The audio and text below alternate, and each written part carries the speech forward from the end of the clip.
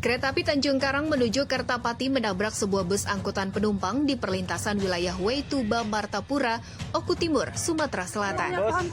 Bus Udayana. Astagfirullahaladzim.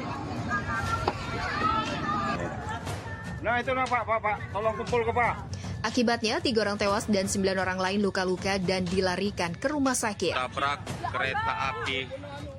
Bus Putra Sulung ini berangkat dari Belitang menuju ke Jakarta, tiba-tiba mendadak mati mesin saat berada di tengah jalur perlintasan rel kereta api tanpa palang pintu tersebut, hingga tertabrak kereta api dari stasiun Raja Basa menuju stasiun Kertapati, Palembang. Bus tersebut terseret sekitar kurang 100 meter dari titik kejadian. Hingga saat ini, pihak kepolisian masih melakukan penyelidikan terkait kronologi dan penyebab terjadinya peristiwa nahas tersebut.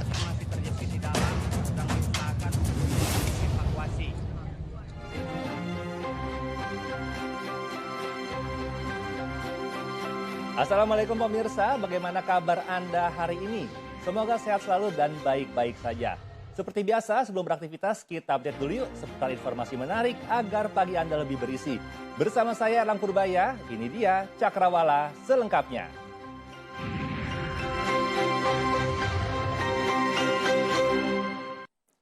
Orang dengan gangguan jiwa membacok seorang warga di Jalan Mengkudu, Kecamatan Koja, Jakarta Utara. Keluarga korban yang mengetahui kejadian ini pun histeris hingga sang istri jatuh pingsan.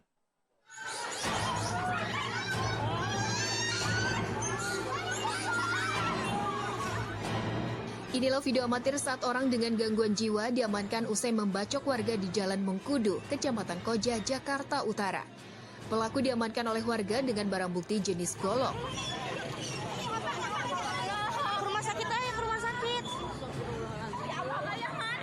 Dalam video tersebut pun tampak keluarga korban histeris hingga sang istri jatuh pingsan melihat suaminya berlumuran darah di bagian kepala. Keluarga yang tak kuasa melihat korban pun langsung dievakuasi ke Rumah Sakit Pelabuhan Jakarta Utara untuk diberi pertolongan medis. Pelaku tinggal tidak jauh dari kediamannya dan diketahui sering membawa senjata tajam hingga membuat onar. Seorang WNA asal Cina meninggal dunia saat berwisata dan bersuah foto di Kawah Ijen, Banyuwangi, Jawa Timur. Seorang wanita asal Cina meninggal dunia setelah terjatuh dari atas bibir jurang sedalam 75 meter saat asyik bersuah foto dengan suaminya. Seorang pemandu wisata yang melihat kejadian tersebut langsung memanggil tim SAR untuk mengevakuasi korban. Saat itu, ibu rumah tangga berusia 31 tahun itu tengah berwisata dengan suaminya dan rombongan di Taman Wisata Alam Kawah Ijen di Kecamatan Licin, Banyuwangi, Jawa Timur. Keduanya berwisata ingin menyaksikan api biru atau blue fire. Pak Sutri ini sempat bergantian bersuah foto di kayu dengan latar belakang matahari terbit. Namun nahas saat berjalan mundur mendekati bibir kawah, kaki korban tiba-tiba tersangkut rok panjang yang dipakainya. Korban kemudian terguling ke belakang dan jatuh ke jurang sedalam 75 meter. Petugas tim SAR yang menerima laporan langsung ke lokasi untuk mengevakuasi korban. Kemudian langsung membawa ke kamar jenazah RSUD Blambangan, Banyuwangi. Menurut petugas Balai Besar Konservasi Sumber Daya Alam, kejadian tersebut diduga merupakan murni kecelakaan akibat kelalaian korban saat berwisata di Gunung Ijen. Pihaknya sudah mengingatkan kepada seluruh pendaki Gunung Ijen agar selalu berhati-hati saat mendaki Gunung Ijen. Setelah visum dan menunggu konfirmasi pihak keluarga korban yang ada di Cina, selanjutnya jenazah korban dibawa pulang ke negaranya untuk dimakamkan. Di jelang sidang putusan sengketa hasil Pilpres 2024, pengamanan di depan gedung Mahkamah Konstitusi terus ditingkatkan. Mahkamah Konstitusi juga mendapat kiriman papan karangan bunga.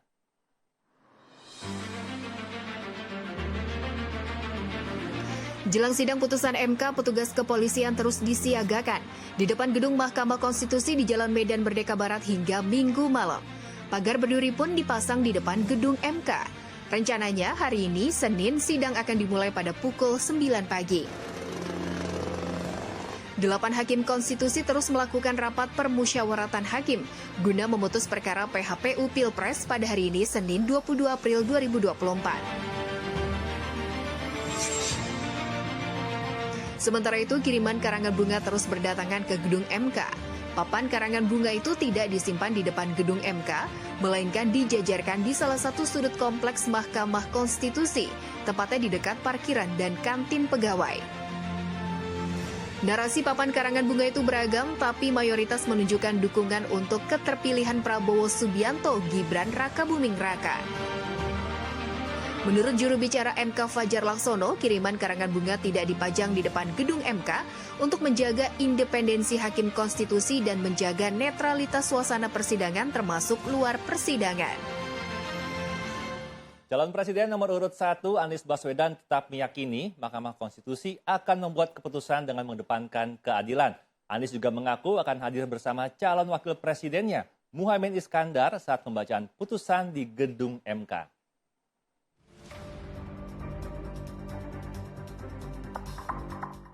Calon Presiden nomor urut 1 Anies Baswedan meyakini para hakim Mahkamah Konstitusi akan berani mengambil keputusan dengan mengedepankan keadilan.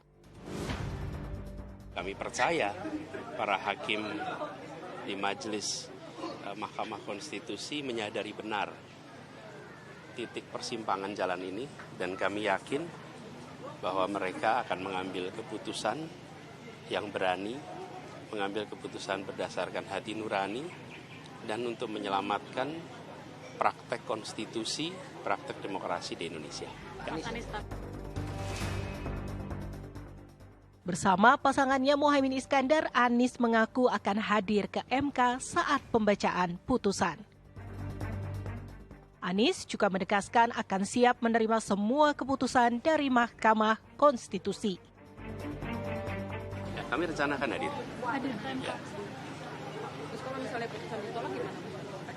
Ada langkah selanjutnya? Ya, seperti pertandingan sepak bola, kalau masuk pertandingan itu kan ada dua pilihan. Kemungkinan pulang menang atau pulang tidak menang, begitu kan? Ya sama, hasil yang baik kita tunggu. Kita tunggu aja nanti. Mahkamah Konstitusi akan memutuskan gugatan sengketa hasil Pilpres 2024 yang diajukan Anies Baswedan, Muhaimin Iskandar, dan Ganjar Pranowo Mahfud MD pada Senin pukul 09.00 waktu Indonesia Barat.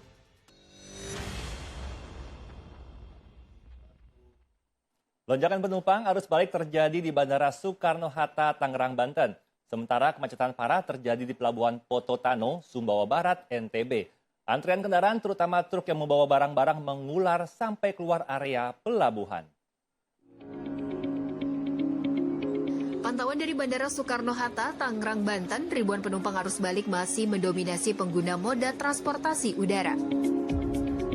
Terlihat para penumpang yang memilih balik pada hari Minggu dikarenakan sebagian masyarakat sudah mulai beraktivitas kembali.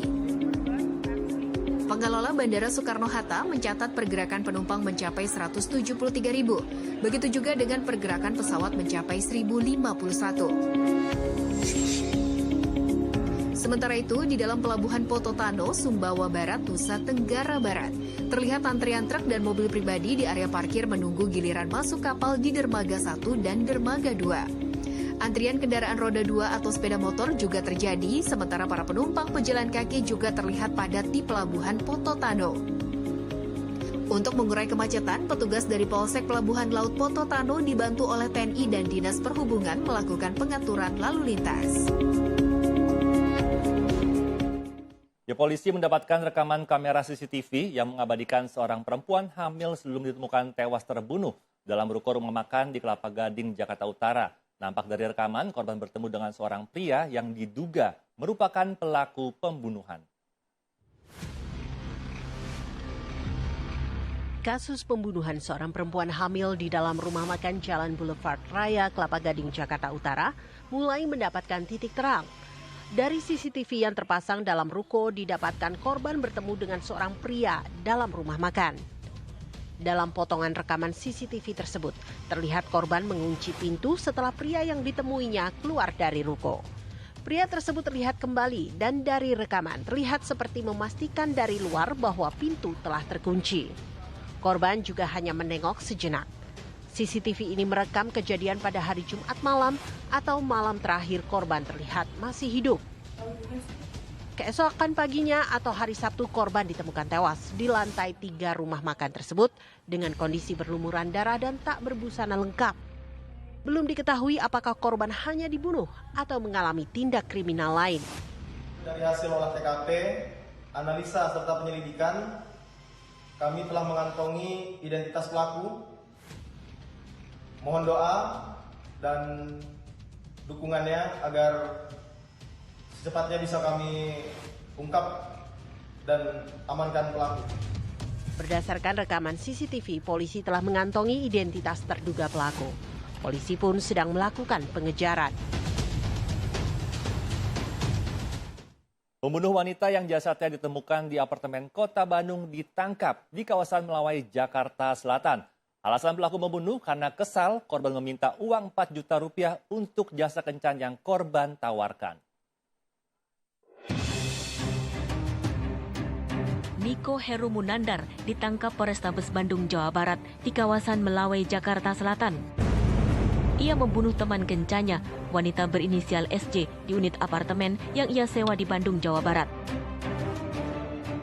Rekaman CCTV memperlihatkan bagaimana pelaku dengan tenang keluar dari apartemen sesaat setelah membunuh korban.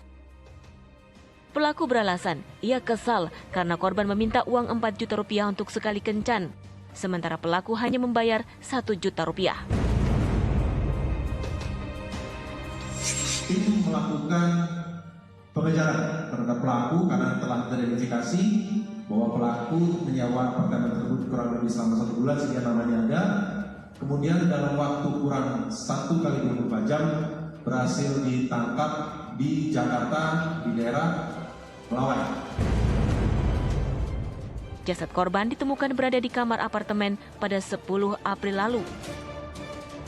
Sebelumnya, korban dan pelaku bertemu di aplikasi kencan dan pelaku menjanjikan akan membayar korban 2 juta rupiah. 10 korban longsor di Tanah Toraja, Sulawesi Selatan dimakamkan secara massal Minggu kemarin. Prosesi pemakaman berlangsung di bawah guyuran hujan deras.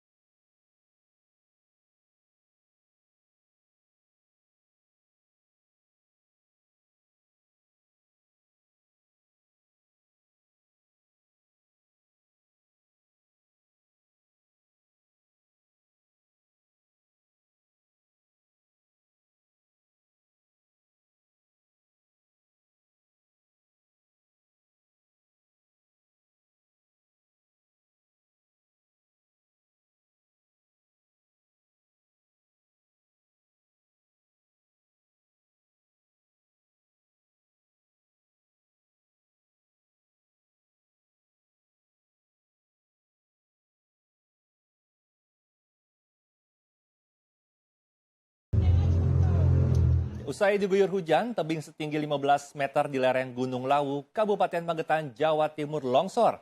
Akibatnya material tanah dan batu besar menutup separuh badan jalan di jalur wisata Telaga Sarangan tembus Tawangmangu, Jawa Tengah.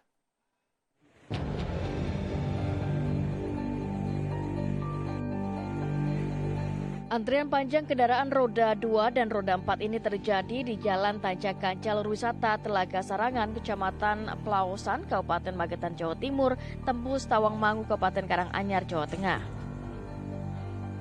Kondisi ini terjadi karena adanya proses evakuasi tebing setinggi 15 meter dengan lebar 10 meter yang longsor, sehingga material longsor berupa tanah dan sejumlah batu besar menutupi separuh badan jalan. Petugas dari Polres Magetan, Dishub, dan BPBD setempat berjibaku mengevakuasi material longsor yang dibantu alat berat, sehingga material longsor yang menutup badan jalan bisa segera dibersihkan dan akses jalan alternatif Jatim-Jateng dan jalur wisata bisa dilewati kembali.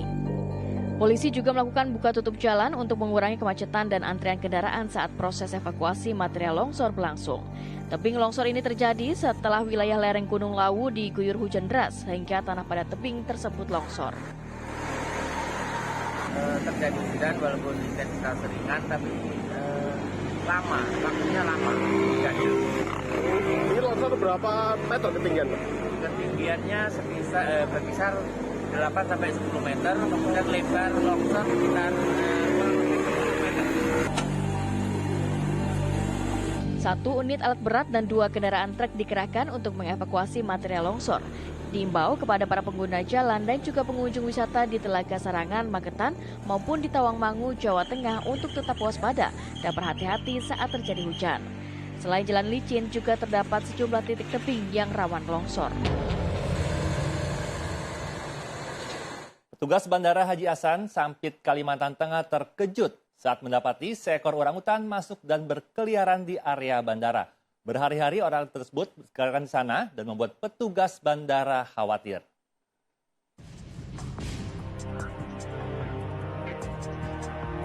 Baru kali ini seekor satwa dilindungi masuk ke area Bandara Haji Hasan Sampit, Kota Waringin Timur. Individu orangutan ini cukup besar sehingga petugas bandara pun bingung untuk mengusir maupun mengevakuasinya. Namun karena keselamatan di area bandara dipertaruhkan, petugas pun mencoba menghampiri orangutan itu. Tapi primata tersebut langsung kabur dan bersembunyi di area hutan kota sekitar bandara. Petugas mengira si orangutan telah pergi. Tapi ternyata keesokan harinya atau Jumat 19 April, orangutan itu muncul lagi. Area bandara dipenuhi dengan peralatan BMKG sehingga petugas BMKG juga ikut khawatir bila peralatan mereka dirusak. Sejauh ini memang tak ada peralatan yang dirusak primata tersebut. Dan itu lumayan besar, dewasa kayak ukuran dewasa. Sebenarnya merusak enggak, cuman kami yang takutkan kalau dia sampai masuk ke area sini takutnya nanti merusak alat, gitu aja. Dan kami juga takut juga kan, kami setiap jam kan ada anu di taman gitu kan, ada anu cuaca, ada anu suhu segala kayak gitu. Diduga orangutan ini kelaparan dan BKSDA yang melakukan pemantauan sejak mendapatkan laporan menduga orangutan tersebut tertarik pada kebun buah sekitar bandara. Untuk bisa menjinakkan 4-1, timnas Indonesia lolos ke perempat final Piala Asia U23. Selengkapnya sesaat lagi, tetap di Cakrawala. Mencetak gol untuk keunggulan sementara Indonesia.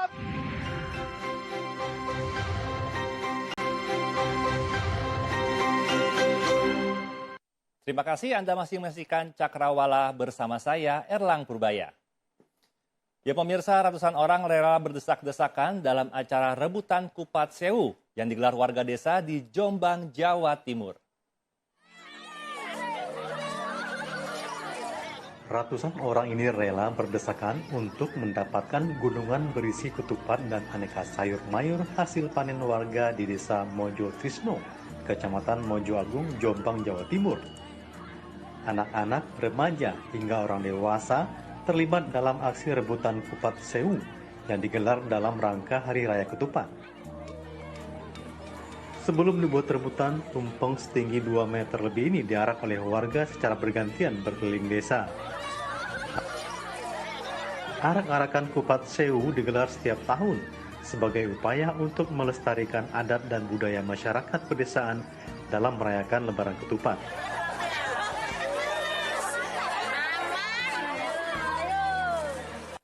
Diduga akibat kurang hati-hati saat berjalan, seorang wanita kakinya terperosok di sebuah lubang pada saluran drainase di Kota Palangkaraya, Kalimantan Tengah. Proses evakuasi korban dramatis dan memakan waktu. Petugas Basarnas harus membobol penutup drainase yang terbuat dari beton.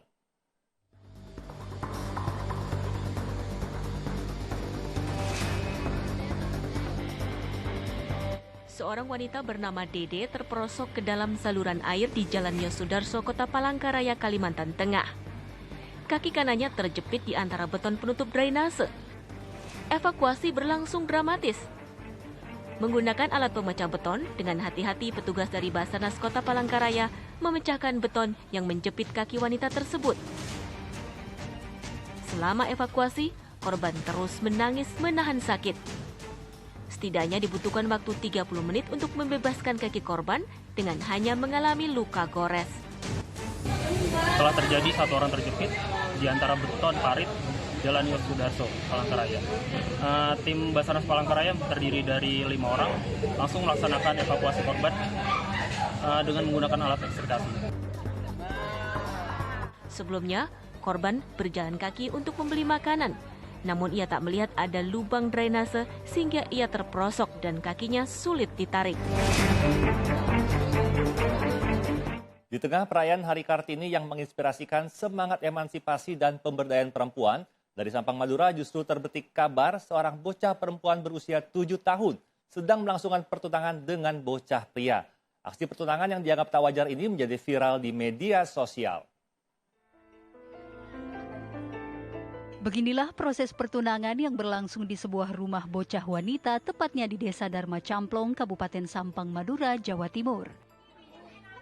Sejumlah warga yang kebanyakan emak-emak nampak menunggu giliran untuk berjabat tangan dengan seorang bocah wanita yang sedang melakukan proses pertunangan. Sang bocah tampak mencium tangan para tamu satu persatu. Tak hanya itu, dalam video amatir terlihat berbagai jenis makanan kue dan bingkisan dari calon pengantin pria yang telah diberikan kepada orang tua calon pengantin wanita. Sementara bocah wanita ini diberi sejumlah tanda pengikat berupa perhiasan gelang dan cincin dari calon mertua pria. Aksi pertunangan yang dilaksanakan di usia dini yang dianggap tak wajar ini pun menjadi viral di media sosial.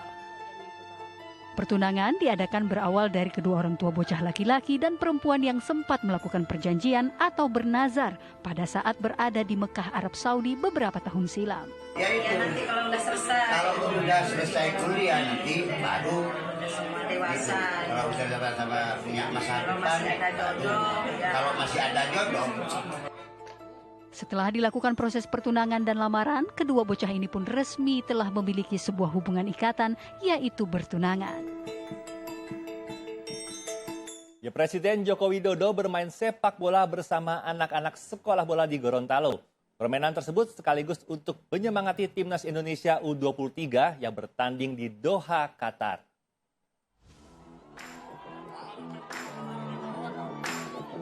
Presiden Joko Widodo menyempatkan diri singgah di lapangan Liluwo dalam kunjungan kerjanya di Gorontalo. Di sini sang orang nomor 1 Indonesia langsung berbaur dengan anak-anak untuk bertanding sepak bola.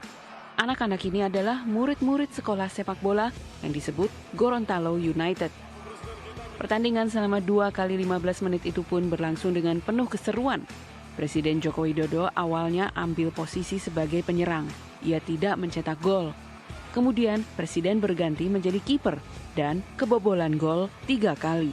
Menurut Presiden, permainan bola ini adalah bentuk menyemangati dan mendukung timnas Indonesia yang bertanding melawan Yordania dalam Piala Asia U23 di Doha, Qatar. Kita mendoakan semuanya, berdoa bersama-sama agar timnas kita, timnas Indonesia U23 di Piala Asia betul-betul bisa menguasai lapangan, bisa membuat gol sebanyak-banyaknya.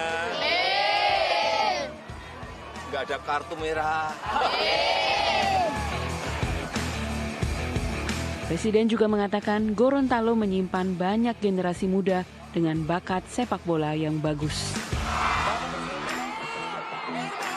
Ya pemirsa, hasil sempurna kembali berhasil diraih timnas Indonesia saat berlaga di pertandingan terakhir penyisihan grup A Piala Asia U23 melawan Jordania. Anak asuh Sintayong berhasil memastikan tiket ke perempat final setelah melibas Jordania dengan skor 4-1. Berita ini sekaligus menutup perjumpaan kita pagi ini. Saya Alam Purbaya pamit undur diri. Tetap semangat, sampai jumpa dan wassalamualaikum.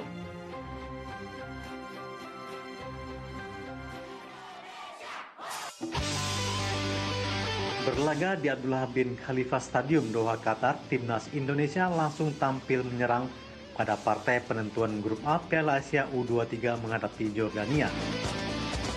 Bermain dengan kekuatan penuh, anak asuh Sintayong berhasil membuka keunggulan melalui titik penalti setelah Rafael Struijk dijatuhkan pemain belakang Jordania di kotak terlarang pada menit ke-21. Marcelino Ferdinand yang maju sebagai eksekutor mampu menuntaskan tugasnya dengan sempurna. Skor 1-0 untuk Garuda Muda. Memasuki akhir babak pertama di menit ke-40, Witan Sulaiman berhasil menggandakan kedudukan. Berawal dari sodoran Rizky Ridho, Witan melepaskan sepakan flashing indah kaki kiri dan mengirim bola masuk ke gawang Jordania. Skor 2-0. Bertahan hingga turun minum. Di babak kedua, timnas Garuda bermain lebih agresif berkat kerjasama yang apik bersama Witan Sulaiman Marcelino Ferdinand berhasil memperbesar keunggulan menjadi 3-0. Untuk bisa mengungguli sementara Jordania dengan skor 3-0. Jordania sempat memperkecil ketertinggalannya melalui gol bunuh diri dari Justin Hubner di menit ke-79. Meski begitu, tak butuh waktu lama. Timnas Garuda memastikan kemenangan menjadi 4-1 pada menit ke-86. Berawal dari lemparan ke dalam, Pratama Arhan yang berhasil disempurnakan menjadi gol lewat tandukan Komang Teguh. Sudah menjadi 4-1 Bung Wesley. Kita lihat bagaimana proses gol yang sangat cantik. Oh, tipis saja Bung Wesley. Skor 4-1 bertahan hingga peluit panjang dibunyikan. Hasil ini memastikan Indonesia lolos ke perempat final Piala Asia U23 2024. Garuda Muda menjadi runner-up Grup A dengan capaian 6 poin di bawah tuan rumah Qatar. Di babak perempat final, Indonesia akan melawan juara Grup B antara Korea Selatan dan Jepang yang sama-sama mengoleksi poin 6. Alhamdulillah.